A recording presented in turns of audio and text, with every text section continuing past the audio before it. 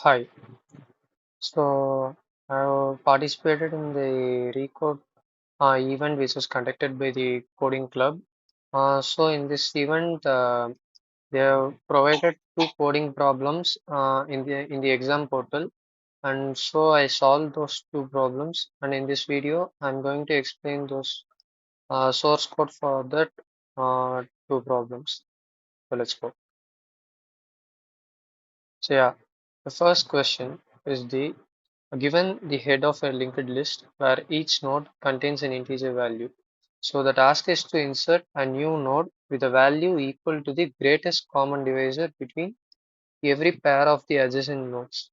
So we have to return the linked list after the insertion.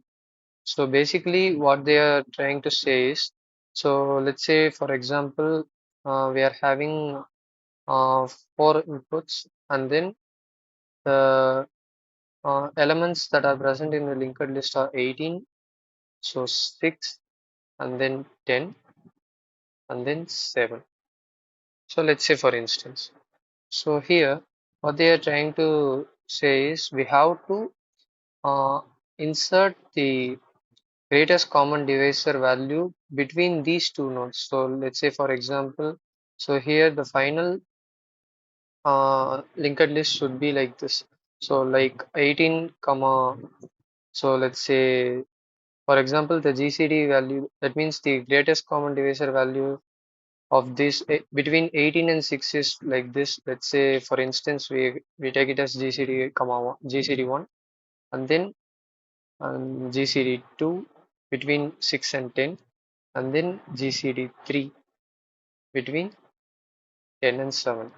So don't confuse that I'm writing like GCD1 or GCD2, GCD3.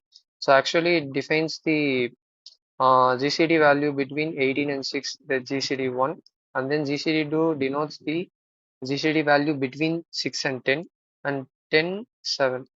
Uh, between 10 and 7, the GCD3 has the value GCD value of 10 and 7.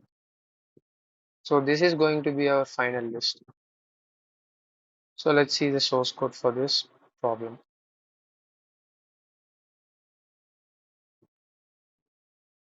So basically what we did is it's a simple representation of a single linked list.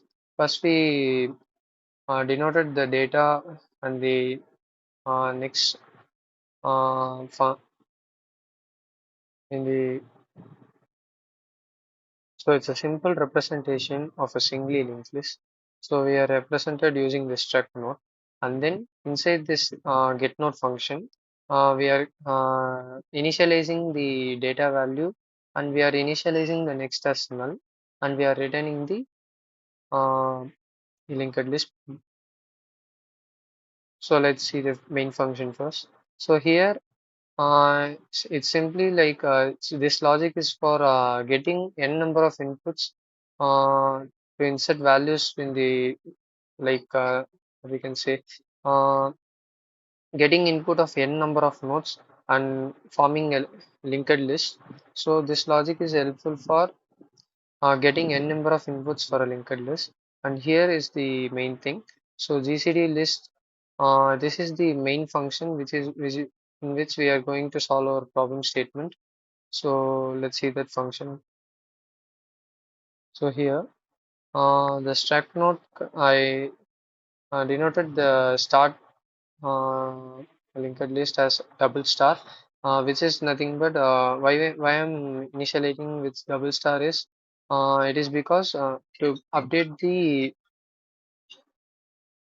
so here the start node is initially the current node is initialized with the start node, and then using a while loop we are getting the values of the first and next element, and inside this GCD val variable we are calling the function named GCD, which has the following parameters, where this is the first value, and this is the next node value, and then here is the GCD function.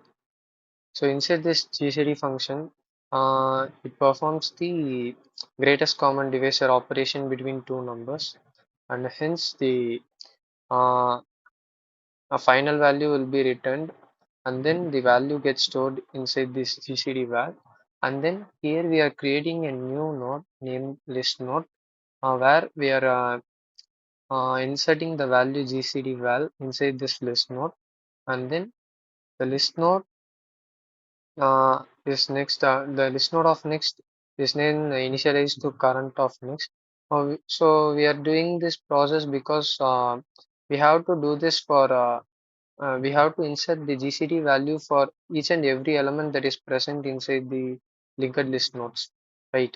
So we are doing this process. So like current equal to list node of next denotes that it moves to the next element, and then after that it gets the value of the next and next element. So like they are saying like, so first we are getting the GCD value between 8 and 18 and 6, and then we are getting the GCD value between 6 and 10, and then we are getting the GCD value between 10 and 7. So for that purpose we are giving the we are using this logic. So and then after that we are returning this chart, and then now we are having the new linked list, and hence using this display function that I created, so we are printing the final linked list. So now let's try and run this. So for let's use a same test case as we have discussed earlier. So I'm giving the number of nodes as 4. So now input are 18, 6, and then 10, and then 7. So as you can see that 18, 6, 6, 2, 10, 1, 7 is our final linked list. So here what we are having the output as 18, 6. These are our previous elements. So this 6 is nothing but the GCD between 18 and 6, and between 6 and 10 the GCD is 2, and between 10 and 7 the GCD is 1. So these are the new three elements that are inserted between our previous linked list, right? So that was all for the first question. So now let's see the second question. So the second question is that you are given an array of positive integers representing the weights of item to be shipped. So the items needed to be shipped to their destination over a given number of days. So the goal is to find the minimum capacity of a shipping container such that the items can be shipped within the given number of days using the binary search algorithm, recursive binary search algorithm.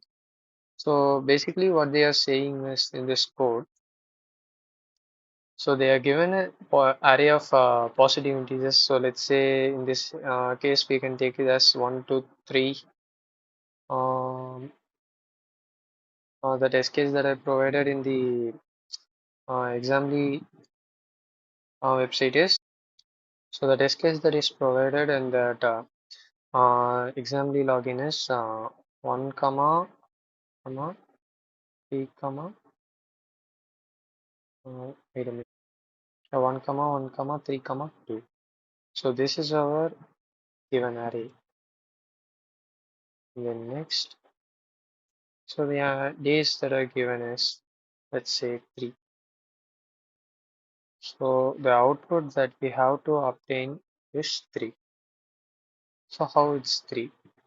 So it is because for day 1 it is 1, and for day 2 is,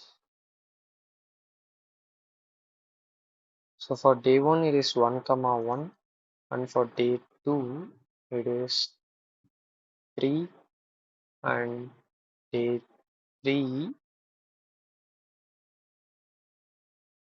it is 2. So as you can see, why we are getting 3 is, so this 3 is the minimum capacity of shipping container. So 3 is the value that is nothing but the minimum capacity of a shipping container. So now let's see the source code for this program.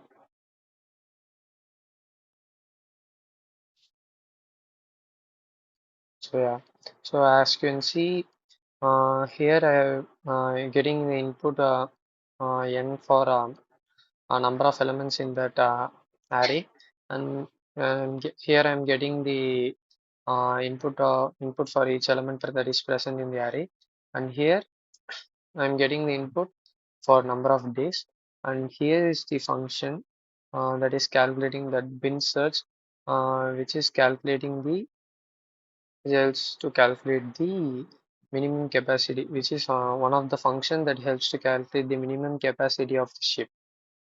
So here in this bin search function, I have initialized this TW variable. This TW variable is nothing but the total weight, calculates the total weight, and here this max weight variable calculates the maximum weight, and then inside this for loop, I am incrementing the total weight with the that element that is present in the array, and here if the element that is present in the array is greater than the maximum weight, then the maximum weight is equal to that element that is present in the array. So after this process, this traversals, so we are returning the function name find min cap, so which has the parameters following parameters as array and days and maximum weight and total weight. So here let's see the find min cap function. So here in this case, the total weight, we are initializing the total weight as high, and then the max weight as low. So here, if the low is greater than high, means then it's invalid, right? So here we are returning the value as -1. So this function is basically it's carrying out the basic recursive binary search algorithm, right? So here we are initializing the mid variable, so it's nothing but the low plus high by 2, and then if ship of ARR comma n comma mid comma days and mid equal to low, or not ship of ARR comma n comma mid -1 days. So in this condition, if this condition satisfies, and then we are returning the mid value directly. So else if the ship of ARR comma n comma mid comma days condition gets true, then we are returning this function recursively as. Here we are making a little change here, like for low we are initializing it as low, and in the position of high we are initializing it as mid -1. Okay, so if these two conditions are not satisfied, then we are going to the else part. So here in the low position we are initializing the value as mid +1, and in the high we are giving the value as high. Okay, so this is what we are doing in this find min cap function. So what does this ship function is doing? So let's see now. So inside this ship function, in this ship function, we are calculating the number of days that we require. So here we are initializing the variable current cap as 0 and the current days as 1. So now inside this for loop, for I equal to 0, I less than n. So if the array element is greater than the capacity, so here the capacity cap is nothing but uh, the amount of days that I initialize. So here, so which is nothing but the cap. So it's greater than 0. I mean, it's greater than cap means we are returning the value as 0. So if the current cap value on the array element is less than or equal to the cap value, then we are incrementing the current cap value. So else we are incrementing the current days value, and then we are initializing the current cap value as the array element. So finally we are returning the current days less than or equal to days value. So which is nothing but this value is stored here. Okay, so inside that value gets initialized inside this condition. So with this, with that value, we are getting the respective minimum capacity value. So this value goes to this function inside this. That value gets returned to this inside this function, and after that, that value gets stored inside here. cap value, and here we are getting the minimum capacity value, right? So let's try one more time. Okay, let's give an input. So let's say I'm giving four elements, right? So the first element is 1, the second element is 2, third element is 3, the fourth element is 2, and the number of days is 3. So finally we are getting the answer as 3 days. Okay, so this is how we have to solve this problem. Thank you.